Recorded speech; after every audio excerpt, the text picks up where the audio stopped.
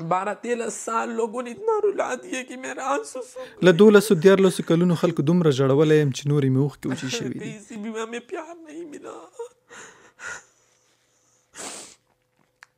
ابھی میرے پاس زړه مې غواړي چې مړ شم ځکه چې مرګ راته ښه دی. ہمارے لیے په دې حال کې هم خلکو نه یو پریښي. لوگوں نے ہمیں چھوڑا نہیں. د خیبر پښتونخوا د سوات سیمې مشهور ترانسجنډر چې تر زیږیدنې وروسته پرې د عنایت نوم ایښودل سوی و اوس ماویه نومیږي. له نن څخه 15 کاله د مخه یې خپل کور پرې ایښی و چې هغه مهال عمر 18 کاله و.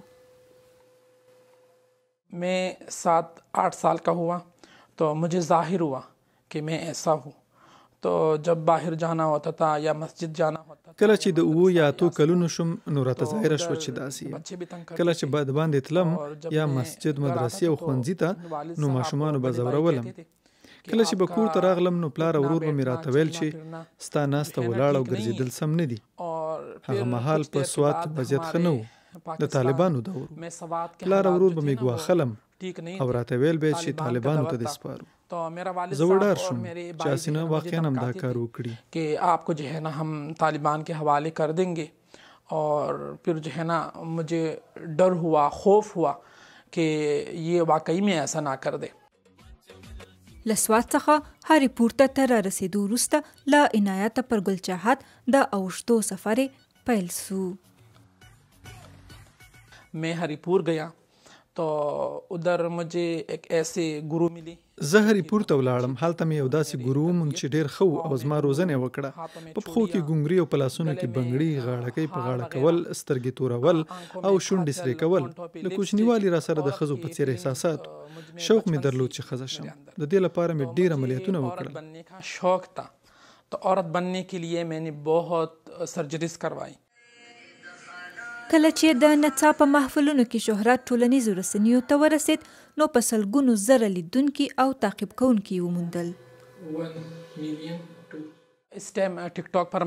اوس پر ټیک ټاک ما 6 میلیونه کسان تعقیبوي. همدا شان پر یوټیوب، فیسبوک او انسټاګرام مې هم په میلیونونو خلک ویني. کروڑوں لوگ مجھے دیکھتے ہیں.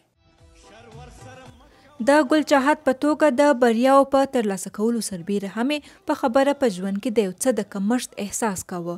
همدې ژوند یو نوي پړاو ته داخل کړ. عورت بننے کے بعد جو ہے نا مجھے شهرت، خو کله چې ښځه شوم، شهرت، دولت، کامیابي هر څه مې ترلاسه کړل، خو عزت او آرام مې نه درلود. په دې کارونو کې مې ویره درلوده چې هسې نه په دې حالت کې مړ شم نو بیا به خدای ته کوم مخ ښکاره کوم چې څه مې کړي. بیا مې فکر وکړ چې خدای څنګه پیدا کړی یم، بیرته هماغه لور ته ولاړ شم او د دین لاره مې غوره کړه. اس طرف جو ہے نا واپس چلا جاؤ اور میں نے دین کا راستہ اختیار کر لیا. خو دا کیسه دلته نه ختمیږي. له ګل چاحت څخه تر ماویه کېدو پورې مزل دومره اسانه نه و چې دی یې تصور کړی و. میں نے کہا چلو میں اپنی نئی زندگی کا آغاز جو ہے نا یہ میں عمرے سے کرواتا ہوں. الله کے گھر سے ومې ویل چې د خپل نوي ژوند پیل له عمرې یا د خدای له کور څخه کوم. کله چې هلته ولاړم د نارینهو احرام مې وتړه، خو د عمرې پر مهال هلته پولیسو دومره وځورولم چې احساس مې وکړ چې ژوند مې په خطر کې دی. نو له هغه ځایه وتښتېدم، ځان مې وژغوره او پاکستان ته راغلم. بیا مې همدا فکر و چې پخواني ژوند ته نه ورګرځم. بیا د اجتماع وخت و، اجتماع ته ولاړم. په تبلیغ کې وم، ویډیوګانې مې جوړولې او ټولنیزو رسنیو ته مې پورته کولې. زما مقصد داسې نه و لکه خلکو چې ګڼل. که پوهېدله چې خلک مې تحقیروي هیڅ ویډیو به مې نه جوړوله. ویڈیو بنا کے اپلوڈ کرتا تھا. میرا مقصد یہ نہیں تھا کہ جیسے کہ لوگ سمجھتے تھے. مجھے اگر پتہ ہوتا کہ لوگ مجھے ذلیل کریں گے تو میں بناتا ہی نہ. د ماویه په خبره هغه په تبلیغ کې د ښځو د حقوقو او د صله رحمي په حق له هم خبرې کوي. هغه د ترانسجنډر د حقوقو موضوع هم روښانه کول غواړي، خو هیڅوک د خبرو اوریدو ته چمتو نه وي. زه د تبلیغ په ترڅ کې خلکو ته وایم، زه خلکو ته معلومیږم، ځکه زه چې څه یم هغه ښکاره دي. خو چې کله بیا خلکو ته وایم نو هغوی یې ښه نه ګڼي، مخ راڅخه اړوي چې دا یې کومه موضوع پیل کړه. نو بیا چوپ کېږم. منہ موڑ لیتے ہیں کہ اب اس نے کون سی ٹاپک شروع کر دی ہے، تو پھر میں چپ ہو جاتا ہوں. معاویه ماضی کو نہیں دہرانا. ماویه خپله ماضي تکرارول نه غواړي، خو ورسره سوی ناوړه چلند ډېر خواشینونکی بولي. خواجہ سراو کی زندگی میں ناچنے گانے میں د خواجه سرا په ژوندانه کې د نڅاو سندرو پر وخت دومره ویره نه وه لکه اوس چې احساس اوس چې زما ژوند دی خلک د خپل فکر له مخې پر مخ بیول غواړي لکه وایي ټیک ټاک مه کوه ویډیوګانې مه پورته کوه داسې مه ګرځه ګیره پرېږده داسې حرکات مه کوه آپ ایسا نہ گھومو پھرو آپ داڑھی چھوڑو آپ ایسے حرکتیں نہیں کرو آپ جو ہے نا ان تر دې حد چې زما په لمانځه عبادت او تلاوت کې هم نقطې لټوي تلاوت में بھی نقطې نکال رہی ہے